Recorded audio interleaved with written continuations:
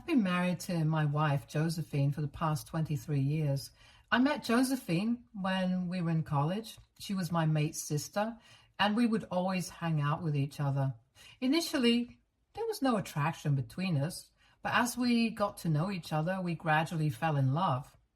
Josephine's outgoing, extroverted nature captivated me, and those traits remain some of the things I loved most about her. By the time we both graduated from college, our relationship had become quite serious. I thought the next logical step would be to move in together and eventually get married. However, Josephine had other plans. She told me she was going to take a year off to travel around the world.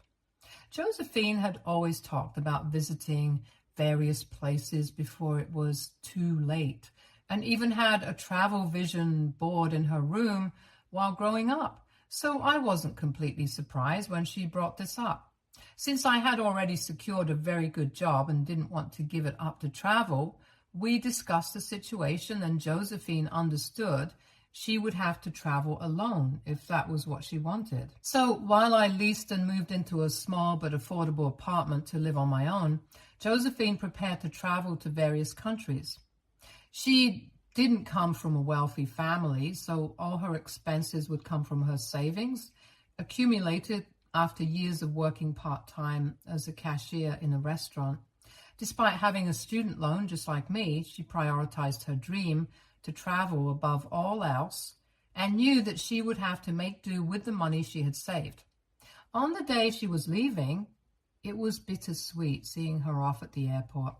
Josephine promised to text me when she landed at her first destination. Initially, things between us seemed smooth. Josephine would text me every day about the various places she was visiting, the food she was eating. From her pictures, she looked excited and content, and I was genuinely happy that my girlfriend was living out her dream. In turn, I would tell her about my day at the office and the work I accomplished. I know it might sound boring to some, but I preferred my 9-to-5 job at that time and thought I could never trade it for anything. Josephine would listen to my stories and constantly tell me how I was missing out on life by being stuck within my office walls while she sat at a beautiful cafe or a tropical beach. She would talk about how society was boring and that people needed to just travel more and relax. However, as days passed, her enthusiasm started to wane. She began facing problems while traveling. Her wallet was stolen in a hostel. Her noisy roommates disrupted her sleep, and she grew weary of traveling by bus in the intense heat of Asian countries, which she found difficult to cope with. She would constantly ask me to lend her money so she could either have a meal or book a ticket to another place. She tried to find a job here and there, but without a proper work visa, it was difficult for her. She also befriended other travelers like her, and initially they seemed to have fun as a group, staying out all night, partying. She would send me pictures of their adventures. However, as time passed, she began to tell me that some people in the group were unnecessarily difficult, and they would sometimes get into fights. In those moments, I would tell Josephine that she could always book a flight back home and come live with me. I reminded her that she had been traveling for months and needed to rest for a while. Although she never really took my suggestion, one time she called me in the middle of the night crying. She told me that she missed home too much and was ready to come back. She had no money to book a flight, so I booked it for her without hesitation. I was just excited that my girlfriend, whom I hadn't seen for so long, was coming back to me. When I went to pick up Josephine from the airport, I was nervous. Long-distance relationships are not easy, but I was glad we had gotten through those difficult days so seamlessly. However, imagine my shock when I saw her coming out of the airport with a huge mark on her face, looking like someone had punched her. She was wearing glasses to cover up her eyes. Josephine ran up to hug me, but I looked at her with concern. When I gently asked what had happened, She brushed off my question and started to kiss me. She also looked like she had lost a lot of weight, which is typical when you have been constantly traveling for the past few months. During the drive back home, I asked her again about what had happened to her face. It was concerning to think that someone had possibly harmed her. Josephine tried to dodge my questions, which only made me more concerned. However, I decided to give her some space, hoping that she would open up on her own. When we reached my place, my girlfriend was surprised to see how well kept my home was. She expressed how much she missed sleeping in a comfortable bed and taking a hot shower. I allowed her time to freshen up while I took care of her laundry, as she had a lot of dirty clothes that needed cleaning. After she finished freshening up, we sat down to have dinner together. I had prepared her favorite food, chicken lasagna, and brought her favorite drink from the store, knowing how much she would appreciate it. As she sat down to eat, she smiled and thanked me for everything. I eagerly started telling her about all the plans I had made for us for the weekend. I was excited to show her around the city and take her to some amazing restaurants. Suddenly, I noticed Josephine had stopped eating. Concerned, I asked her if everything was okay and noticed tears rolling down her cheeks. I quickly got out of my seat and went over to her, asking what was wrong. This is when Josephine burst into tears and hugged me tightly. I held on to her, feeling terrified and worried about what might have happened to her. Eventually, she started telling me about how she had seriously messed up. I remained silent as Josephine explained that she never meant for it to happen, but it did. I looked at her in confusion and asked her what she meant, and if the mark on her face had anything to do with it. Josephine nodded, guilt etched all over her face. She took a deep breath and started telling me about how she had become close to a guy from her travel group, someone she was hanging out with every day. My heart skipped a beat as my girlfriend continued to explain how this guy was just like her, free-spirited, funny. She didn't even know how or when she developed a crush on him, but when she realized it, she felt immensely guilty. The guy also had a girlfriend, so Josephine knew better than to meddle in their relationship. However, on that fateful night, she called me. She and the rest of the group got quite drunk. Somehow, she and the guy ended up in an alley and he kissed her. Josephine looked down at the floor and confessed that she liked it and didn't stop him. However, his girlfriend found them and started yelling and screaming. The situation escalated and the girlfriend punched Josephine straight in the face. Embarrassed and upset, Josephine decided to cut her trip short and come back to me. I sat there feeling numb as my girlfriend expressed how she felt like she was losing her mind back then and didn't know what she was doing. She told me that now that she was back with me, she felt immensely guilty for having cheated on me and knew she had to confess. After Josephine confessed to me, I felt a mix of shock, hurt, and betrayal. It was like a heavy weight settled in my chest, making it hard for me to breathe. I struggled to comprehend how the person I loved could have betrayed my trust like this. When Josephine called me crying, I didn't hesitate to book a flight for her. But now she was admitting to cheating on me with some random guy. It felt surreal, like an out-of-body experience. The weight of her confession hit me like a ton of bricks, and I felt nauseous. I ran to the washroom, overwhelmed with emotions. Josephine followed me, apologizing repeatedly. She kept expressing how sorry she was and how she wished she could undo it all. Unable to bear being in the same room as her, I grabbed my coat and walked out, needing space to process everything. No matter how much I thought about it, I just didn't know what to do.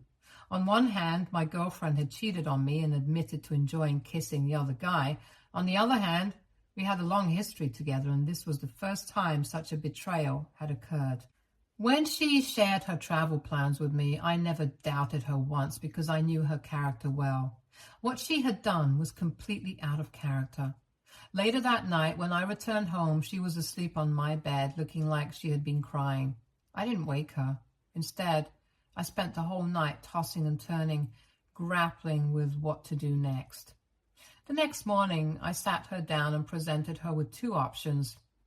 We could either end our relationship immediately and part ways, or we could try to move forward together, but she would need to put in a serious effort to mend what she had broken. I expressed my deep disappointment, but also my willingness to work through it if she was committed as well. Josephine hugged me tightly, tears streaming down her face, and expressed her gratitude for the chance I was giving her. She promised me that she would never repeat such a mistake again. I didn't stop there. I also informed her that she needed to find a job and start repaying me, even if it was a small amount each month. She needed to reimburse me for all the expenses I had covered during her trip. Her eyes widened slightly as I explained that I had paid for all her expenses out of goodwill, but she had betrayed my trust by cheating on me. If we were to move forward and start afresh, it was only fair that she repay every cent she had taken from me for her travel expenses. Josephine agreed, although it was clear she wasn't entirely in agreement with me. Over the following months, Josephine and I lived together while she worked hard to find employment. After an extensive search, she accepted a job as a personal assistant with a minimal salary. While she had hoped for more, I reminded her that she lacked corporate work experience, so starting small was necessary. I reassured her that with time and experience, her salary would increase. Each time she received her salary, Josephine made sure to pay me back some of what she owed and also worked on repaying her education loan. We agreed to split the rent based on our salaries, so she contributed her share as well, while I covered the larger portion of the expenses. I was fine with it as long as I saw her actively fulfilling her responsibilities. Slowly but surely, we worked together to repair our relationship, and I started trusting her again. I fell back in love with her, smile and laughter. We met each other's families, and our bond grew stronger. Eventually, we discussed taking the next step and getting married. While Josephine envisioned a traditional wedding, I didn't want to spend thousands of dollars on an event. Instead, I proposed that we use the money for an extravagant honeymoon covering several countries. Josephine loved the idea, as we had never traveled together internationally before. After a small ceremony with our close friends and family, we embarked on an adventure together. Traveling with my wife was an absolute joy. We spent blissful days lounging on the beach, sipping mocktails. Each morning felt like a slice of paradise. It was a well-deserved holiday for me, as I rarely took breaks from work. We returned home rejuvenated, with fresh minds and renewed energy to dive back into our work. After our trip, I had an epiphany about the importance of finally pursuing my long-standing dream of starting my own business. I had always harbored this ambition, but was afraid of failing. However, traveling made me see how important having time and freedom is, which pushed me to finally go for it. I discussed this with my wife, and we both agreed that it was the right time for me to take a risk, leave my job, and dive into entrepreneurship. While she was a bit concerned about the initial loss of my regular salary, I assured her that once I had set up my company, it would eventually lead to greater financial rewards and the flexibility to travel more together. I even mentioned that if everything went well, she might not need to keep her job. In the end, Josephine was convinced, and I submitted my resignation letter at my job, ready to embark on this new chapter of our lives. Over the years, I worked tirelessly to build my business. It wasn't a smooth journey, but I managed to stand on my own feet successfully. With the business thriving, I was able to fulfill my promise to my wife and buy a beautiful beach house that she adored. As planned, she could leave her job since my income from the business was more than enough to support us. During this time, we were blessed with a baby boy named Sam. He is the best thing that has ever happened to me. When Sam was born, I decided to take a break from work so I could stay at home and take care of him. Thankfully, my business was able to run smoothly with the help of my staff, which gave me the freedom to spend time with our newborn son guilt-free. Sam and I have always been close.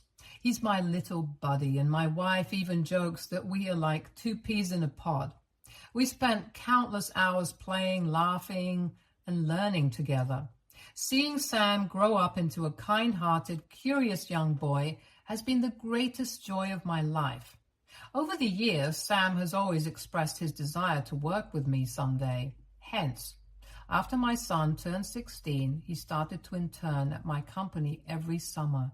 I taught him everything he needed to know from the ground up because the plan was for him to eventually take over the business, allowing me to finally retire. Everything in our lives was going smoothly until last year when I accidentally discovered that my wife had been taking antidepressants. I found her pills hidden in a cabinet in the bathroom, and when I asked her about it, she became defensive and told me to mind my own business. However, I was concerned and gently reassured her that she could talk to me about anything. After much back and forth, my wife finally admitted that she had been feeling bored and depressed in our marriage lately. I was surprised because we had been going on regular date nights for years and taking 3 vacations annually to places she chose. We lived in a spacious home with a chef and a personal trainer at her disposal. While I dedicated my day and night to work on my business, she spent her days playing tennis or socializing with friends at the gym. I had provided her with everything she could ask for and even more. What else could anyone ask for? I wanted my wife to be happy, so I asked her if something specific was troubling her. She denied that there was anything in particular and mentioned that she had been secretly attending therapy sessions to work through her issues. I hugged her and reassured her that there was no shame in seeking help and that she could always talk to me freely. This is when my wife admitted that both she and her therapist felt that there was a lack of excitement in our marriage. Confused, I asked her what she meant. And my wife then went on to tell me that perhaps we needed to introduce some mystery into our lives by considering an open relationship. I was taken aback by her suggestion, as I had not anticipated her saying something this ridiculous. I asked her how having an open relationship would solve our issues, and she explained that she felt stuck and wanted to add some excitement to her life. I shook my head as I realized that this had always been an issue with my wife. She had a tendency to entertain impractical ideas in her head and got bored of things quite quickly. I was surprised that her therapist would even consider such a suggestion without a full understanding of our relationship dynamics. There was no way I could agree to an open relationship, and I made my stance clear to my wife. I told her that if she truly wanted an open relationship, then we would need to get a divorce because I couldn't stay married to someone who wanted to date other people. My wife looked offended and upset and immediately backtracking and insisting that it was just a suggestion and I didn't need to mention divorce. I told her that I had fulfilled all the promises I made to her, and if she kept asking for more, there was nothing more I could offer. I encouraged her to find meaning in her life and to appreciate the good things we had. She nodded in understanding, and that was the last time the topic was brought up. We continued to have our weekly date nights, and my wife never mentioned the open relationship suggestion ever again. She continued taking her antidepressants as advised by her therapist, and I was always there to listen and support her through her feelings. I hoped that with time, she would find a sense of contentment and happiness. Unfortunately, this year brought more challenges for us.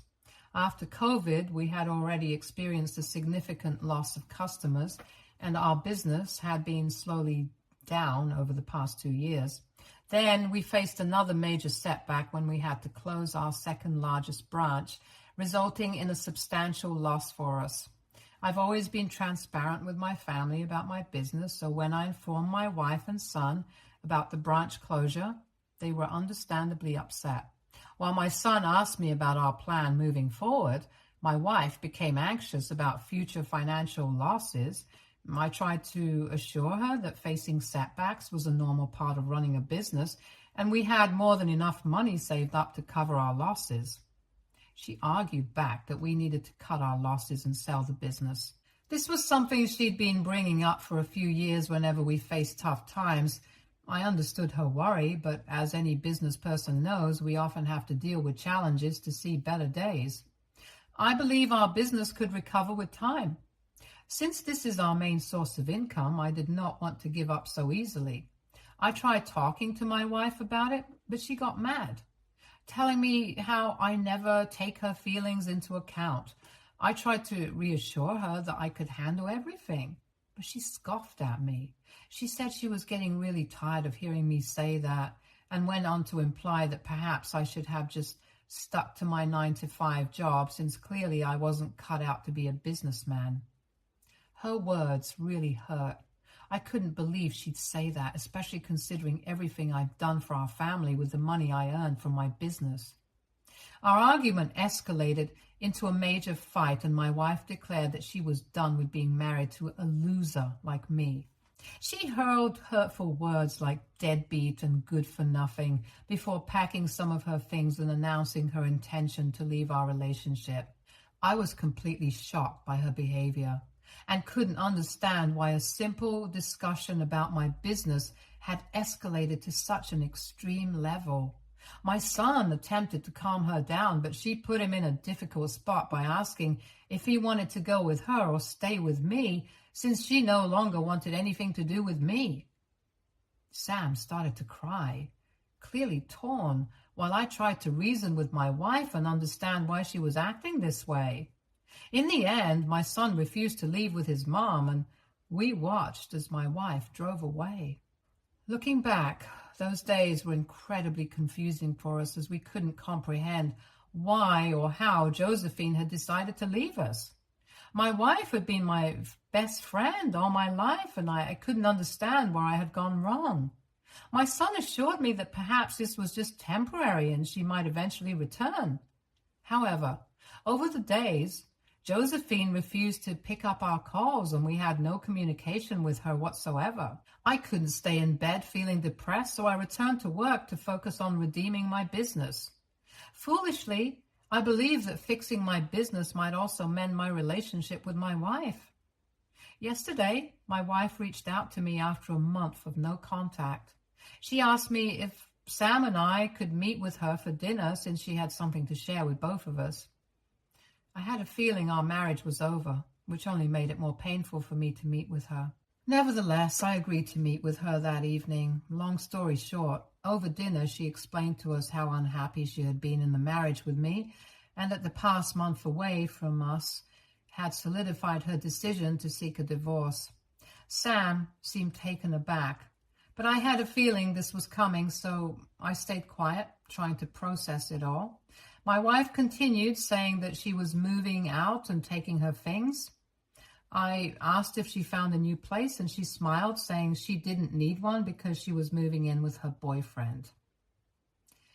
I was shocked and confused, feeling a mix of hurt and disbelief at her words.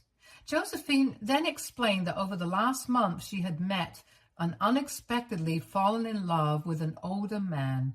They had apparently instantly clicked, and their attraction was undeniable. She said she didn't want to delay living her life with him and being happy. Hence, they decided to start living together. Josephine mentioned that since my business was struggling, she didn't even want any alimony from me. She just wanted a peaceful, quick divorce so that she could move on. She assured me that she had given this a lot of thought and did not want me to persuade her otherwise. Despite my disappointment and hurt, I agreed to the divorce. Sam, unlike me, looked angry and began yelling at my wife for abandoning the family. My wife defended herself, saying she had done her best but couldn't force herself to stay. She offered Sam the option to live with her and her boyfriend, but he angrily refused, telling her that he was not going to abandon the family as she did. Tearfully, I looked at my son as he squeezed my hand and told my wife that he would choose me over her any day. We didn't stay to talk with her after that and quickly left. Since that lunch, I've noticed that my son has been unusually quiet, and I even caught him crying in the washroom once. It breaks my heart to see him go through this, and I haven't even taken the time to process my own feelings. I want to scream and cry for the way my wife has betrayed me. I can't believe she's asking for a peaceful divorce as if I'm the one leaving her. AITA for wanting to fight with my wife for what she's putting my son through? Update 1. I am glad I posted on Reddit because all of your comments and suggestions help me calm myself down and think straight. You're right. I shouldn't engage with my wife. If she doesn't want alimony and wants to leave without a fight, I should let her go. It's like the trash taking itself out. I've talked to my son and convinced him to start going to therapy. Hopefully, he can heal from the sadness he's feeling. Update 2. It's been 5 months since I last updated. The last time I opened Reddit, I updated you all about my wife leaving me and how my son and I were trying to cope with the news.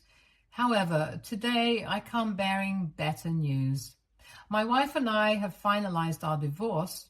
True to her word, she did not take a penny from me as alimony. From the start, my lawyer had advised me that if my wife ever changed her mind during the divorce and asked for anything, I should fight her tooth and nail since she was the one who walked out on us and cheated on me, so I would have the upper hand. I'm just glad it did not come down to that. If you think she did it out of the goodness of her heart, you're wrong. I found out from a mutual friend that her boyfriend is actually a married, older Saudi man who is very possessive of her. He insisted she not take anything from me because he doesn't want her to live with another man's money. Additionally, she's trying to convince him to marry her and doesn't want to appear like a gold digger by taking half of my assets. Whatever the case, I'm just glad to be done with her. During our court meetings, she would try to catch my eye or apologize, but I ignored her every time. Sam has cut her out of his life and wants nothing to do with her. He continues to go to therapy and has learned to come to terms with our divorce. As for my business, it has improved slightly, and I am confident that I can get it back on track. Without Josephine pulling me down, I believe I can finally give my 100% to the company and take it to newer heights. Update 3. Today, I discovered that my son had visited his mom. I didn't even know he had wanted to see her in the first place, but what really surprised me wasn't their meeting. It was that he went to her place to meet her boyfriend and spill all the beans about her. Josephine called me in tears, obviously distressed and angrily accusing me of orchestrating this whole thing. She claimed Sam had embarrassed her and insinuated that I was trying to take revenge on her. I was bewildered because I had no clue what she was referring to. Later, when Sam returned home, I asked him to explain his actions. It turns out he wanted closure and to teach his mom a lesson. He reached out to her, claiming he wanted to meet, which excited her as she thought he had forgiven her. She arranged for him to meet both her and her boyfriend. Seeing her partner made Sam even more upset, so during lunch, he told the boyfriend everything about how his mom had walked out on us and cheated on me. Although I'm sure the boyfriend already knew these things, it must have been quite a scene to hear Sam describe the pain we both went through. Sam already knew his mother had cheated on me once before we got married, as we had discussed it during one of his therapy sessions, so he told the boyfriend about that too, claiming that my ex would likely cheat on him as well. I can imagine how much Josephine must be upset, especially considering she's likely aiming to secure her future with this wealthy man. When I asked my son if he felt any relief after confronting his mother, he nodded and mentioned that he had always wanted to share these things with her, but never had the opportunity before, as he could not express himself properly. This is why I chose not to punish my son. Instead, I messaged Josephine assuring her that while I would ensure my son didn't contact her again, I felt like he had not done anything wrong. I made it clear that I didn't know he would do this, but that I was proud he spoke his truth in front of her and let out his frustration. If her partner's perception of her changed after learning the truth, It only highlighted how poorly she treated us in the past. She hasn't replied back to me yet, but I believe she doesn't have much ground to stand on either. For now, I'm going to focus on making sure that Sam is okay. Stay tuned for more stories from Argo